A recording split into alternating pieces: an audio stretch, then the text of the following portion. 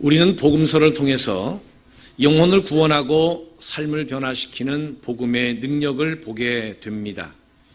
복음은 세상의 어떤 힘보다도 더 강한 능력을 가지고 있습니다. 왜냐하면 복음이 가는 곳에는 은혜가 있고 회개가 있고 구원이 있고 변화의 축복이 있기 때문입니다. 그래서 사마리아에 복음이 들어갈 때에 사마리아 사람들이 기뻐했고 에디오피아 네시가 복음을 받았을 때에 기쁨으로 에디오피아로 돌아갔다라고 했습니다. 그런데 이 복음이 어떻게 세계를 향하여 전파되었을까요? 이것에 대한 역사적인 기록이 사도행전 말씀입니다. 사도행전 1장 8절에 보면 오직 성령이 너희에게 임하시면 너희가 권능을 받고 예루살렘과 온 유대와 사마리아와 땅끝까지 이르러 내 증인이 되리라 하시니라 라고 하신 말씀이 기록되어져 있습니다. 그러므로 사도행전은 성령 강림을 통한 교회 탄생을 통하여 어떻게 예루살렘과 온 유대와 사마리아와 땅끝까지 복음이 전파되었는가라고 하는 것에 대한 기록이라고 할 수 있습니다. 이 중에 우리가 보고 있는 본문 8장의 말씀은 빌립을 통한 사마리아 전도에 관한 이야기와 그리고 광야에서 이루어진 에디오피아 네시 전도를 통해서 아프리카를 어떻게 전도하게 되었는지, 아프리카에 어떻게 복음이 전파되게 되었는지에 관한 과정에 대해서 말씀하고 있는 내용입니다. 빌립을 통해서 사마리아에 복음이 들어갔을 때에 최초로 유대에 묶여있던 복음이 유대 밖으로 전파되었습니다. 사마리아 땅으로 간 것이지요. 이제 빌립을 통해서 에디오피아 네시를 전도하게 하심으로 아프리카에 복음이 들어가게 하십니다. 그것이 바로 본문의 말씀이라는 것이지요. 어디에서요? 광야에서요. 광야에서 전도를 통해서 아프리카에 복음의 문이 열렸다는 것입니다. 왜 하필 광야에서 전도하게 하셨을까요? 아니 어떻게 광야에 복음이 전파될 수 있는 것일까요? 어떻게 광야에서 복음이 전파되었는가라고 하는 것을 오늘 본문을 통해서 네 가지로 우리에게 가르쳐주고 있습니다. 첫째는 무엇이냐면 비록 광야지만 성령의 인도하심이 있었기에 광야에서도 복음 전파가 가능했다라고 가르쳐주고 있습니다. 본문 사도행전 8장 26절, 29절, 39절에 보면 각각 주의 사자가 빌립에게 말하여 이르되라고 하는 표현과 성령이 빌립더러 이르시되라고 하는 표현, 그리고 주의 영이 빌립을 이끌어간지라 라고 하는 표현들을 보면 얼마나 하나님께서 성령을 통하여 빌립의 전도를 돕고 지원하고 후원하고 그의 전도를 이끌어가고 있는지에 대해서 우리가 충분히 짐작해 볼만합니다. 여기서 우리는 두 가지 큰 교훈을 얻습니다. 하나는 광야라 할지라도 성령의 인도하심만 있다면 복음이 전파될 수 있다라고 하는 것이고요. 할렐루야. 또 하나는 영적으로 민감해야 그 성령의 음성을 듣고 성령의 인도하심을 받고 따를 수 있다라고 하는 교훈을 얻고 깨닫게 됩니다. 그렇습니다. 여러분, 광야지만 성령이 충만했던 빌립을 통해서 복음이 전파되었습니다. 오늘날 우리의 문제가 무엇이냐면 광야라고 하는 환경은 믿고 있으면서도 광야 속에서도 하나님의 성령이 함께 하실 때에 복음의 역사가 나타날 수 있다라고 하는 사실은 부정하고 외면하고 불신하고 있다라고 하는 것입니다. 우리의 지금 전도의 상황이 환경이 광야와 같다라고 이야기할 때에 저도 역시 동의하기는 합니다. 현실이 그러니까요. 실제로 교회 성장률이 많이 둔화된 것이 사실입니다. 그런데 2018년 1월 22일 얼마 안 됐지요. 하버드 대학교의 교수들이 연구를 했는데 그 연구를 이렇게 결과를 발표했습니다. 교회가 쇠퇴하고 있다라고 하는 주장과는 달리 미국의 복음주의 교회는 쇠퇴하지 않고 오히려 복음주의 교회는 점점 더 강해지고 있다. 이것이 바로 연구 결과로서 발표된 것입니다.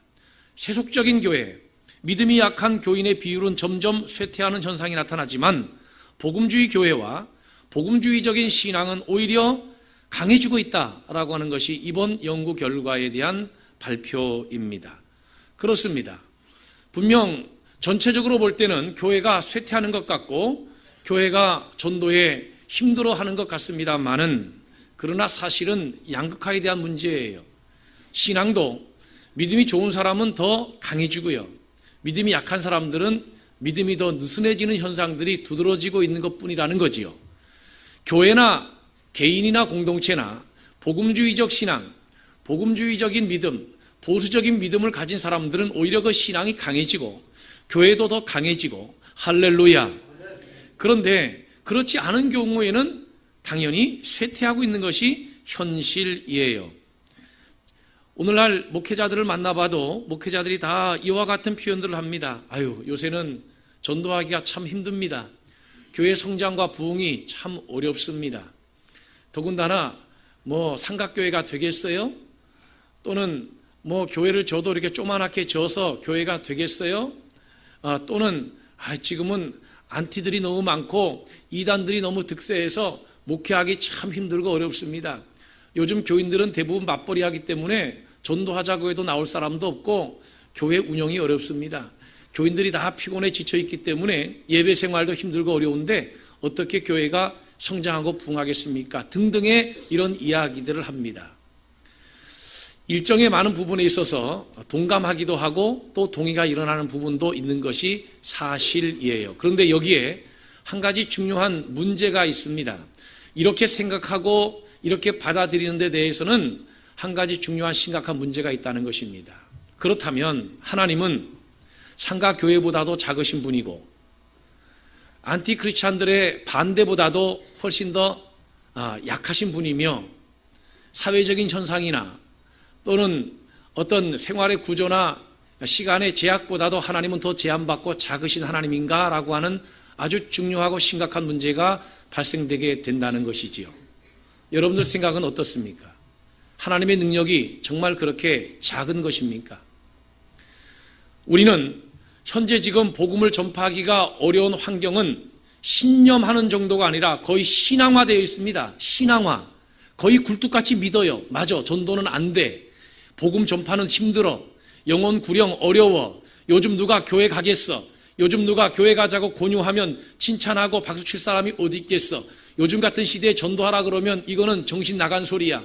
지금 큰 교회들도 교인들이 줄어드는 것 때문에 고민하지. 전도하는 거, 교회가 성장하는 것은 꿈도 꾸지 못해. 이것을 신념으로 받아들이는 것 정도가 아니라 거의 신앙으로 받아들이고 있다는 거예요. 그런데 정작 믿어야 할 한 가지를 믿지 못하고 있어요. 그것이 무엇이냐면 오늘도 지금도 이것도 여기에도 성령께서 인도하심이 있다면, 성령의 역사하심이 있다면, 성령의 인도하심이 있다면, 성령의 충만하심이 있다면, 성령의 도와주심이 있다면 복음이 전파될 수 있다. 영혼이 구원될 수 있다.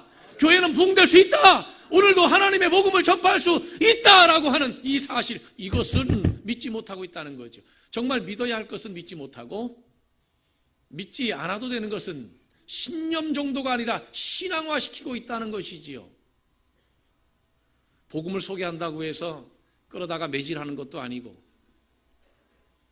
교회 생활 열심히 한다고 붙들어다가 놓고 재산 몰수하는 것도 아닌데 우리가 지금 이 시대에 복음을 전하지 못한다라고 하면 우리는 믿지 말아야 할 것을 믿고 믿어야 할 것을 믿지 못하고 있는지도 모른다라고 하는 것이지요. 현실은 그대로 믿고 받아들이고 신념이 아닌 신앙으로 받아들이면서 성경에서 우리에게 약속하고 계신 하나님의 놀라운 축복들, 능력들, 함께하심의 보장들, 그리고 성령의 인도하심에 대해서는 우리가 너무나 무뎌 있는 것은 아닌가라고 하는 것입니다. 여러분 생각 어떻습니까? 여러분 빌립은 아주 영적인데 민감했던 사람이에요. 그의 영혼은 맑아요. 그래서 영적인 부분에 있어서 상당히 민감성을 발휘했습니다. 하나님이 무엇을 원하고 있는지, 하나님이 무엇을 요구하고 있는지, 하나님이 어떤 말씀을 하고 있는지, 하나님이 어떻게 자신을 이끌어가는지에 대해서 아주 예민하고 민감하게 반응하고 있는 전도자 빌립의 모습을 발견할 수가 있습니다.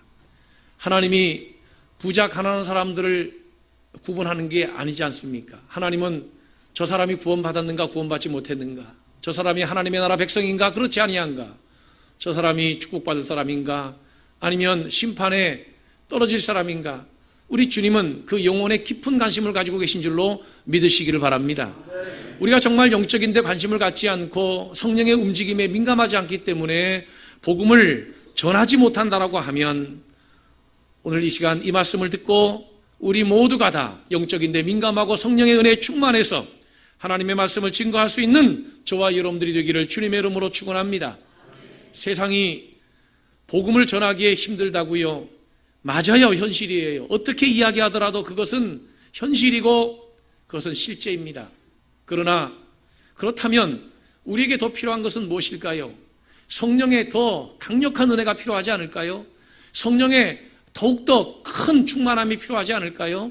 성령의 도우심과 더 큰 이끌리심이 필요하지 않을까요? 그런데 성령에 대한 사모함은 없고 성령에 대한 갈급함도 없고 성령의 도움에 대한 그 간절함도 없이 현실만 탓한다라고 하면 그것이 과연 우리가 복음이 정말 우리의 영혼을 구원하고 복음이 우리 인생의 대안이고 복음만이 나를 변화시키고 내 가정을 변화시키고 복음만이 나의 삶을 해결할 수 있다라고 하는 그 복음을 소중히 여기는 우리의 신앙의 자세와 태도에 있어서 그것이 맞는 것일까라고 하는 것입니다. 빌립은 성령의 충만했습니다. 그래서 성령의 지도함을 받았고 성령의 이끌림을 받았고 성령의 인도함을 받았습니다. 그래서 빌립은 전도자로서 하나님 앞에 쓰임을 받을 수 있었던 것입니다. 여러분, 북이스라엘 역사에 보면 북이스라엘 역사에도 그런 일들이 있었습니다. 아수르가 북이스라엘을 점령했을 때에 그들은 아수르에게 많은 것에 대해서 유린당했습니다. 가난했습니다. 양식을 빼앗겼습니다. 그래서 대부분의 북이스라엘 백성들은 어떻게 하면 좀 더 좋은 것을 먹을까? 어떻게 하면 좀 더 많은 것을 얻을까? 어떻게 하면 좀 더 안정된 좋은 집에서 살아갈 수 있을까라고 하는 삶에 대한 염려와 걱정으로 가득 차 있었습니다. 그런데 그 중에 한 사람은 성전에 들어가 하나님 앞에 엎드려 기도하는 사람이 있었습니다. 그때 하나님의 세미한 음성을 듣게 돼요. 누가 나를 위하여 갈고? 누가 나를 위하여 갈고? 주님께서 영혼을 바라보시며 한탄하시는 그 음성을 듣게 돼요. 그가 누구냐면 바로 이사야 선지자입니다. 주여, 나를 보내소서. 내가 가겠나이다. 여러분, 우리가 성령에 민감한 것이 중요한 것이지 세상이 어려운 것이 문제가 아니라는 거예요. 정말 우리에게 필요한 것은 초대교회 교인들과 같이 성령과 은혜가 충만하고 믿음과 지혜가 충만하며 사람들에게 칭찬받는 우리의 변화가 중요한 것이에요. 할렐루야. 그럴 때에 영혼을 구원하고 내가 믿는 그 복음에 대한 확신 속에 신앙생활을 할 수 있다는 것입니다. 두 번째, 어떻게 광야에서도 복음이 전파될 수 있었는가? 그것은 성경을 가르치는 헌신이 있었기 때문에 광야에서도 복음 전파가 가능했다라고 가르쳐주고 있습니다. 오늘 본문에 보면 에디오피아 내시가 이사야서 성경을 읽으면서 광야를 지나가고 있습니다. 수레를 타고 많은 관료들을 이끌고 그리고 이사야서를 읽으며 지나갑니다. 성령께서 빌립도로 말씀하시기를 수레로 가까이 가라고 합니다.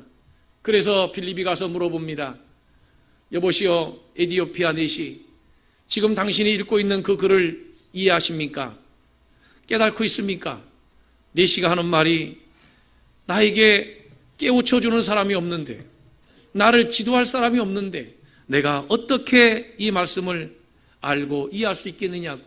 내가 지금 읽고 있는 이 이사야서의 말씀이 이사야 자신을 가리키는 것인지 이사야 자신의 다른 이야기인지 무슨 이야기를 하는지 나는 알지 못하겠노라고 이야기할 때에 그 이사야의 글이 바로 메시아이신 예수 그리스도를 가리키는 것임을 빌립이 설명해 주면서 이사야의 글로부터 예수 그리스도를 가리켜 복음을 전파하게 될 때에 에디오피아 내시가 복음을 듣고 그리스도인으로 변화되는 놀라운 구도의 역사가 나타나게 되었습니다. 여러분, 에디오피아 내시도요, 성경을 보기는 봤어요.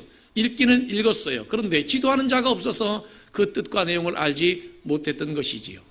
구약의 배경을 보면 솔로몬 시대에 이 시바 여왕이 솔로몬을 찾아왔던 적이 있어요. 그때 그들은 하나님을 믿게 되었을 것이라고 생각이 듭니다. 에디오피아 내시가 성경을 읽고 있어요. 이사야서를 읽고 있어요. 그런데 그 뜻을 알지 못해요.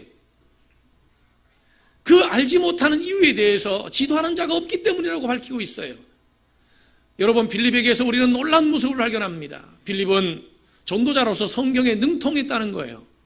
오늘날 그리스도인들이 성경에 대해서 더 깊이 관심을 갖고 성경에 능통한 자들이 되기를 주님의 이름으로 축복하고 축원합니다. 여러분, 우리가 구역 예배 왜 하는 거예요? 구역이 왜 필요한 것입니까? 여전히 오늘 우리들도 성경을 읽어요. 설교를 듣습니다. 그런데 지도하는 자가 없으니 그것이 구체적으로 무엇을 의미하는지, 내 삶의 어떠한 부분에서 적용되어야 되는지에 대해서 우리가 자세히 알지 못하는 경우들이 있어요. 그래서 지도하는 자가 필요한 것이에요. 그래서 구역이 필요한 것이에요. 나는 우리 구역을 맡아 감당하시는 헌신자들도 이러한 마인드를 가졌으면 좋겠어요. 개척해서 목회도 하는데, 있는 성도들 모아서 예배드리고 기도하자는데 내가 그것을 못하랴. 할렐루야. 아멘이 어떻게 이렇게 좁지요? 따라하겠습니다. 구역장님, 구역팀장님, 저희도 구역 예배 드리고 싶어요. 할렐루야. 아니, 개척해서 목회도 하는데 뭐 있는 교인들을 아니 어떻게 하든지 그 있는 교인들을 모아서 예배 드리는 거 그거 뭐 안 되면 어떻게 하겠어요? 그렇잖아요. 여러분, 이단에 빠지면요, 멀쩡하게 직장 생활하던 사람들이 막 일주일씩 휴가 내가지고 가가지고 성경 공부하러 돌아다니더라고. 이단에 빠진 사람들이, 멀쩡하게 직장 생활하는 사람들이 직장을 휴가 내, 어떤 사람은 사표내, 그리고 가서 반 미쳐가지고 성경을 공부하고 돌아다녀요. 아니 여러분, 우리가 다 예수 믿는 사람들인데 왜 우리가 모여서 예배를 드리지 못하고 기도를 못합니까? 늦게 퇴근해요?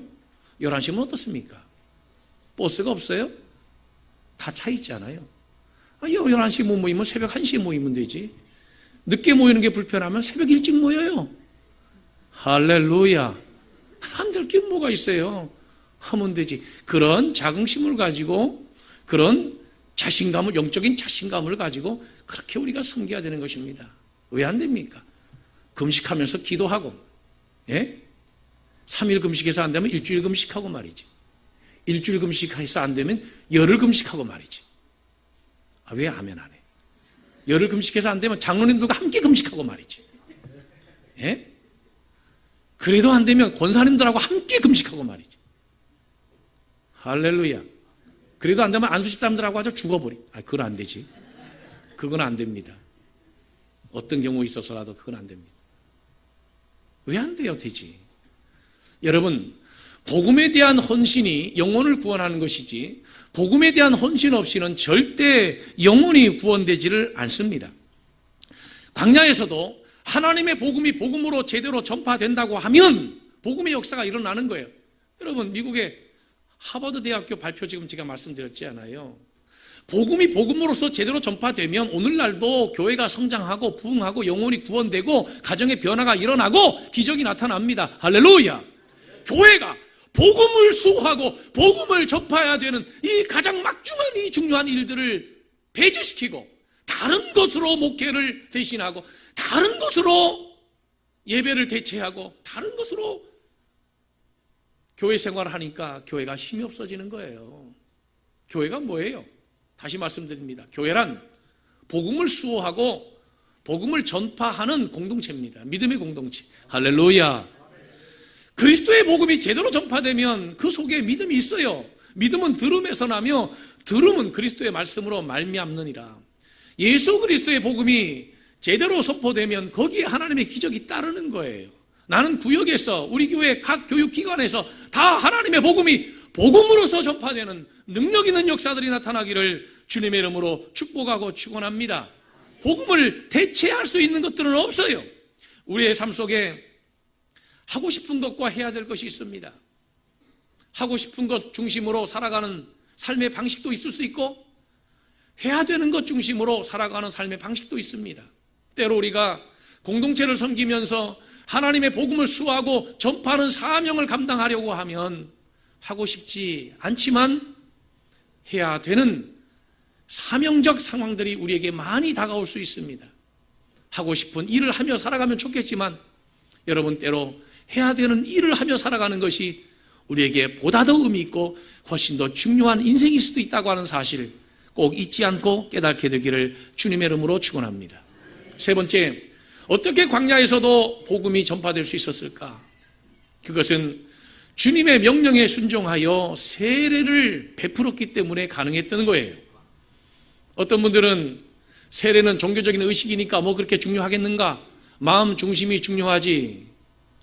마음 중심이 중요하면 그냥 살면 되지 결혼식은 왜 합니까? 마음의 중심이 중요하면 그냥 싸다가 버리면 되지. 왜 여러분 장례 의식을 치르고 예배를 드리면서 장례를 치릅니까? 아니 중심만 중요하면 됐지. 왜 내 생일 때 내 생일을 기억했느니 기억하지 않았느니 자식들이 내 생일에 이렇게 나를 무시할 수 있느니 없느니 섭섭해야 될 이유가 뭐가 있어요? 여러분, 의식이라고 하는 것은 그 자체는 물론 의미가 없지만 내용을 담는 그릇이기 때문에 의식이라고 하는 것도 때로 중요한 거예요. 만약에 그것이 중요하지 않았더라면 예수는 왜 굳이 요단강에서 세례를 받으셨고 왜 세례를 명령하셨겠습니까? 너희는 가서 모든 족속으로 제자를 삼아 아버지와 아들과 성령의 이름으로 세례를 주고 내가 너희에게 분부한 모든 것들을 가르쳐 지키게 하라라고 명령하셨지 않아요. 그래서 빌립은 에디오피아 내시가 예수 그리스도의 복음을 받아들이고 그리스도의 제자가 되겠다고 결단하는 순간에 내시의 요청에 의해서 그에게 세례를 베풀었어요. 주님의 명령대로 그에게 세례를 베풀었어요. 여러분, 세례라고 하는 것은 나의 모든 죄를 하나님 앞에 토설하고 회개하며 내가 이제 하나님의 자녀로서 그리스도인으로 살겠다라고 하는 신앙 고백 차원에서 대단히 중요한 결단입니다. 그래서 세례를 받게 되면 양심이 하나님을 쫓아가고 찾아가게 된다라고 성경은 말씀하고 있는 것입니다. 신앙생활에는 결단이 필요하다는 거예요. 어느 한 시점에서 신앙생활은 반드시 결단이 필요합니다. 사람은 마음에 따라서 행동도 따라가는 거예요. 내가 예수 제대로 믿겠다라고 결심해야 예수가 제대로 믿어지고, 내가 예수 바로 믿겠다라고 결단해야 예수 바로 믿어지고, 내가 열심히 예수 믿어야 되겠다라고 결단할 때 내가 열심히 예수가 믿어지는 줄로 믿으시기를 바랍니다. 할렐루야, 할렐루야. 하워드 핸드릭스라고 하는 사람이요, 교육의 이론을 이야기하면서 이런 얘기를 했어요. 마음의 원리라고 하는 그 원리를 설명하면서 그의 책에서 사람의 모든 행동은 마음에서부터 출발하고 인간의 모든 교육도 마음에서부터 출발한다. 인간의 지식이 머리에서부터 출발하는 것이 아니라 마음에서부터 출발한다는 거예요. 모든 학습의 과정이, 학습의 출발이 머리에서부터 출발하는 것이 아니라 마음에서부터 출발한다는 거예요. 왜 그러냐면 학생들이 내가 오늘 공부를 할 것인가 안 할 것인가, 선생님의 말씀을 들을 것인가 안 들을 것인가, 선생님의 가르침을 받을 것인가 받지 않을 것인가라고 하는 것을 학습을 시작하기 전에 미리 마음에 결정하고 학습을 시작한다는 거예요. 성도들도 마찬가지예요. 교회 오면서 내가 오늘 예배를 제대로 드릴 것인가 안 드릴 것인가, 내가 오늘 예배 시간에 20분은 설교 듣고 10분 정도는 잘 것인가 안 잘 것인가, 예배 시작하자마자 5분 정도 지나면 잤다가 설교 끝나기 5분 전에 내가 다시 깨서 일어날 것인가 라고 하는 일련의 모든 예배 결정을 미리 다 한 상태에서 예배를 드리는 것이지, 설교를 듣다가 내용이 없으면 자는 게 아니다 이 말입니다. 등록도 그래요. 내가 등록할 것인가 등록하지 않을 것인가를 결정하고 교회에 들어오는 것이지, 예배 다 드려보고 정말 은혜스러워서 등록하는 사람은 거의 없어요. 예배를 드려보는 것은 등록하겠다라고 하는 마음의 결심을 확인하는 정도의 수순인 것이지, 이미 들어오는 과정을 통해서 이미 마음에 다 결정이 일어나는 거예요. 등록하지 않겠다라고 결정하고 와서 예배 드리는 사람은 설교가 아무리 은혜스러워도 그것은 설교가 은혜스러운 거지 그것이 등록을 의미하는 것이 아니므로 절대로 등록하지 않는 것이죠. 신앙생활이라고 하는 것이 결국 마음에서 상당한 부분이 이루어진다고 하는 것을 우리가 부정할 수가 없어요. 신앙에는 결단이 필요하다는 거예요. 에디오피아 내시처럼 복음을 듣고 이 복음이 나의 영혼을 살리고 나의 미래를 결정하고 이 복음이 내 인생을 변화시킨다라고 하는 확신이 있으면 어느 순간인가는 우리도 결단을 해야 합니다. 할렐루야. 그리고 그렇게 결단시킬 수 있는 전도자들이 되어야 할 줄로 믿으시기를 바랍니다. 마지막 네 번째입니다. 그것은 무엇이냐면, 광야에서도 복음이 전파될 수 있는 것은 변화된 한 사람이 있기 때문에 가능했던 겁니다. 그 변화된 한 사람이 누구입니까? 빌립입니다. 빌립 보세요. 믿음과 성령이 충만하고 지혜와 칭찬받는 7사람 중에 한 사람으로 선택되었던 사람입니다. 여러분, 빌립이 원래 전도자는 아니었어요. 빌립은 7 집사 중 하나였습니다. 그런데 사도행전에 보니까 빌립에 대한 정체성이 바뀌어요. 전도자 빌립이라고 그를 바꿔서 부르기 시작합니다. 사도행전 21장 8절에 보면 이튿날 떠나 가이사라에 이르러 7 집사 중 하나인 전도자 빌립의 집에 들어가서 머무니라. 사도 바울이 전도자 빌립의 집에 들어가서 머물었다는 거예요. 빌립은 집사로 출발했는데 이미 사도행전 후반부에 보니까 그는 전도자로 불려지고 있는 것이에요. 여러분, 빌립은 사도로 출발한 사람이 아닙니다. 빌립은 목회자가 아닙니다. 빌립은 모범적인 그리스도인 신앙인이었습니다. 어느 정도로 모범적인 사람이었냐면 빌립에게는 딸 넷이 있어요. 손 들어보세요. 딸 넷이 있는 분들 없어요? 아직 못 채웠어요? 노력이 좀 부족한 거죠. 노력이. 빌립에게는 딸 넷이 있는데, 자, 사도행전 21장 9절에 보면 그에게 딸 넷이 있으니 처녀로 예언하는 자다. 아직 시집까지 하는 딸 넷이 있었어요. 그런데 그들이 처녀로 예언했다라고 하는 말은, 처녀로 예언했다라고 하는 표현 방식은 오늘날로 말하면 그들이 성경을 가르치는 헌신자로 살았다, 그 얘기입니다. 빌립은 자신의 온 가족과 더불어 복음을 수호하고 전파하는 데 헌신했던 믿음의 가정으로서 살아갔어요. 할렐루야. 우리 원당성결교회 사랑하는 성도 여러분, 여러분들의 가정도 이와 같게 되기를 주의 이름으로 축원하고, 아직 늦지 않은 분들은 딸 넷을 채우시기를 바라고, 그래서 하나는 유치부 교사 만들고, 또 하나는 유년부, 또 하나는 초등부, 또 하나는 중등부, 또 하나는 고등부 교사 만들어가지고, 할렐루야, 온 인민의 간부화가 아니라 온 가족의 교사와, 할렐루야, 엄마 아버지는 구역에서 섬기고 자녀들은 교육기관에서 섬기고 온 가족이 다 복음을 위해서 헌신하고 수고하면 얼마나 복되고 아름다운 가정입니까? 그런 가정 되기를 주의 이름으로 축원합니다. 복음에 헌신하고 수고하면요, 죄 지을 시간이 줄어들어요. 너무 바쁘면 죄 지을 시간도 없어요. 열심히 하나님의 일을 하다 보면 하나님이 열어주셔서 하나님이 복을 주시고, 할렐루야. 여러분, 왜 우리가 복음을 위해서 수고하는 일이 힘들다라고 하는 신념, 아니 그것을 신앙화시켜서 그것은 믿으면서 하나님의 나라와 의를 위해서 수고하고 헌신할 때에 주실, 구하지 아니한 것도 주시겠다고 하신 하나님의 놀라운 축복의 약속은 도대체 왜 믿지 못하는 것입니까? 믿지 못하면 좀 신념이라도 가졌으면 좋겠는데 내가 볼 때는 아예 외면하는 것 같아요. 하나님의 나라 복음을 위해서 헌신하고 수고하고 기여하고 참여하게 되면 하나님께서 먼저 그의 나라와 그 의를 위해서 구하는 자들에게 주실 놀라운 축복들을 우리에게 충만히 허락해 주시는 줄로 믿으시기를 바랍니다. 할렐루야. 그러므로 여러분, 자녀를 많이 낳아야 돼요. 그리고 전부 다 교사시켜야 돼요. 나는 어리석게도 그걸 몰라서 더 이상은 힘들 것 같아요. 그래서 나는 내 자식들한테 부탁하려고 그래요. 힘 닿는 데까지 낳아라. 그리고 전부 다 목회자 시키고 교사시키고. 할렐루야. 왜 여명이나 하면 안 하지? 네? 이게 얼마나 여러분 아름답고 행복한 일입니까? 빌립의 가정은요, 온 가족이 전부 다 똘똘 뭉쳐서 복음을 위해서 참여하고 헌신하는 가정이 되었어요.